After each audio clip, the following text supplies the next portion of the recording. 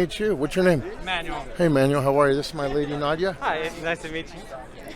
I've been rooting for your character so long, and it seems like every time you take 2 steps forward, you take 3 steps back. Tell me a little bit about We what... just talked about that. Yeah, I mean, in terms of what happens to Hank, he gets pushed back. He pushes back harder.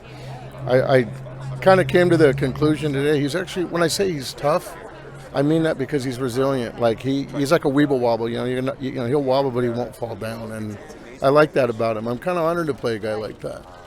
What kind of challenges is he going to have to face now that the club's going to be under so much pressure?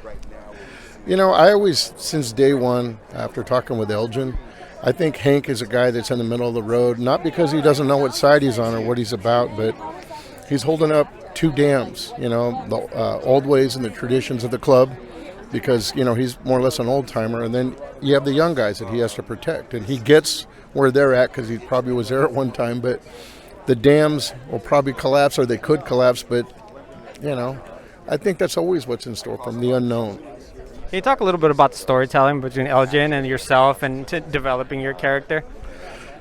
The one thing about Elgin that makes him awesome, and I mean this when I say this, is he gets us.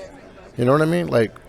And he just finds certain quirks, characteristics, idiosyncrasies, anything, or things that kind of go to our own personal humanity that he can complement in the storyline. It's always done theatrically speaking, but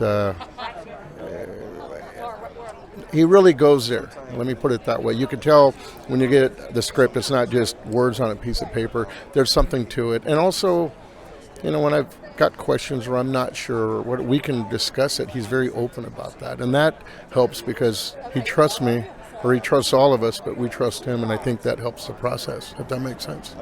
How valuable is that you can explore your character now for a 4th season? To be honest, last season was a little rough. It was almost like when I put my wardrobe away in the trailer, I was almost kind of relieved to let Hank go for a while. But then it doesn't even go by a week and you start missing him. This time I was a little bit more, I think, grounded. I owe a lot to her. It's true. I